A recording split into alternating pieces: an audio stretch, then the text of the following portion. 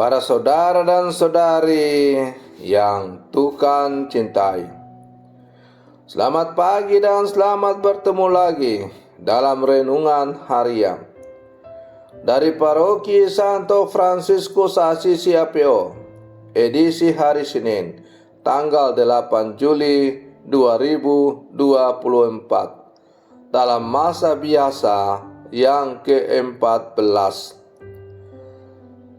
Mengawali hari yang baru ini, kita hendak mendengar dan merenungkan sabda Tuhan.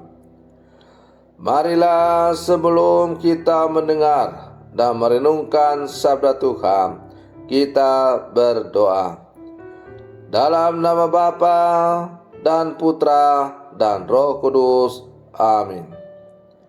Allah Bapa Maha Penyayang, kami telah Engkau persatukan dengan kerahiman-Mu.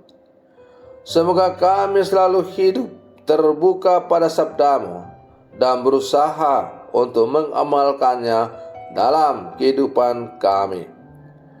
Bersabdalah ya Tuhan, kami siap mendengarkan. Terpujilah Engkau Bapa, Putra dan Roh Kudus, kini dan sepanjang segala masa. Amin. Para saudara dan saudari yang Tuhan cintai, sabda Tuhan yang hendak kita dengar dan kita renungkan untuk mengawali hari yang baru ini diambil dari Injil Matius pasal 9 ayat 18 sampai 26. Tuhan bersamamu. Inilah Injil suci menurut Matius. Sekali peristiwa, datanglah kepada Yesus seorang kepala rumah ibadat. Ia menyembah Dia dan berkata, "Anakku perempuan baru saja meninggal, tetapi datanglah, letakkanlah tanganmu atasnya, maka ia akan hidup." Lalu Yesus pun bangun dan bersama murid-muridnya mengikuti orang itu. Pada waktu itu, seorang wanita yang sudah 12 tahun lamanya menderita pendarahan maju mendekati Yesus dari belakang dan menjamah jubahnya. Karena katanya dalam hati, "Asal ku jamah saja jubahnya, aku akan sembuh."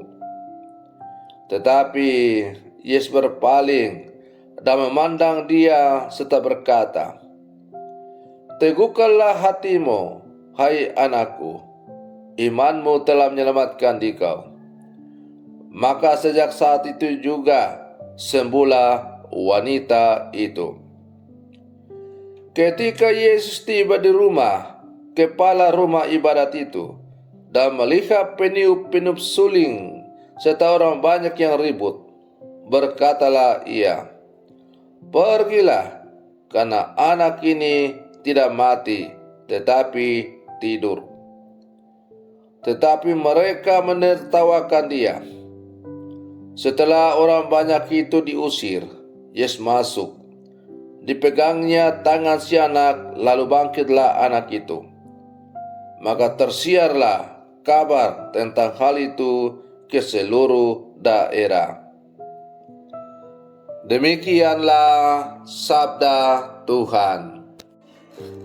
Para saudara dan saudari yang Tuhan cintai, melalui bacaan Injil yang kita dengar pada hari ini, ditampilkan kepada kita dua orang sosok yang sungguh memiliki kepercayaan yang luar biasa, yang kiranya kita dapat jadikan contoh dalam menjalani kehidupan kita sebagai orang beriman. Yang pertama adalah kepala rumah ibadat.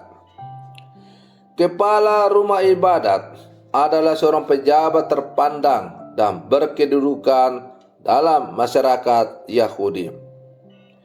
Ia biasa dihormati orang namun anaknya meninggal dunia. Jabatan dan kekuasaannya tidak sanggup menyelamatkan anaknya. Dengan penuh keyakinan dan kerendahan hati, ia datang menyembah Yesus dan memproklamasikan imannya. Datanglah dan letakkanlah tanganmu atasnya, maka ia akan hidup. Hanya orang yang sungguh-sungguh benar-benar beriman teguh yang sanggup mengeluarkan pernyataan ini. Tokoh yang kedua adalah seorang ibu yang sudah sakit pendarahan selama 12 tahun, yang begitu terpesona pada Yesus yang berkuasa. Bahkan karena keterpesonaannya itu, ia berpikir dan percaya bahwa hanya dengan menyentuh jubah-jubahnya saja, maka ia akan sembuh. Dan karena keyakinannya yang luar biasa itu, ia tanpa malu dan segar berdiri menghampiri Yesus, dan akhirnya memang sungguh benar ia menjadi sembuh. Para saudara dan saudari yang Tuhan cintai, maka kita bisa membayangkan betapa bahagianya sang kepala rumah ibadat dan ibu yang sakit pendarahan karena iman mereka sungguh menyelamatkan. Maka tepatlah kata-kata Yesus, tidak ada yang mustahil bagi orang yang sungguh percaya. Anak sang kepala rumah ibadat hidup kembali, dan ibu yang sakit pendarahan itu sembuh. Pengalaman dua orang ini sungguh membenarkan kesaksian Nabi Hosea tentang perhatian dan kasih sayang Allah yang bakal memperhatikan umat manusia laksana istrinya. Aku akan menjadikan engkau istriku dalam keadilan dan kebenaran, dalam kasih setia dan kasih sayang.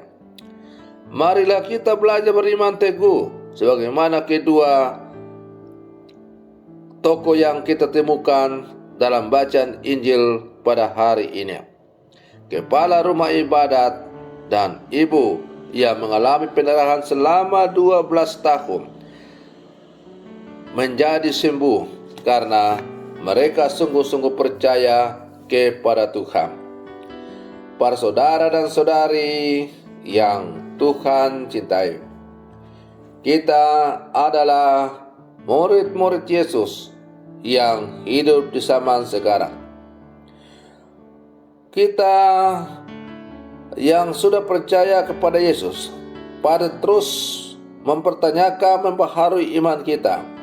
Benarkah kita telah sungguh-sungguh beriman kepada Yesus sebagaimana yang dihayati oleh kepala pemungut cukai dan perempuan yang mengalami pendarahan itu?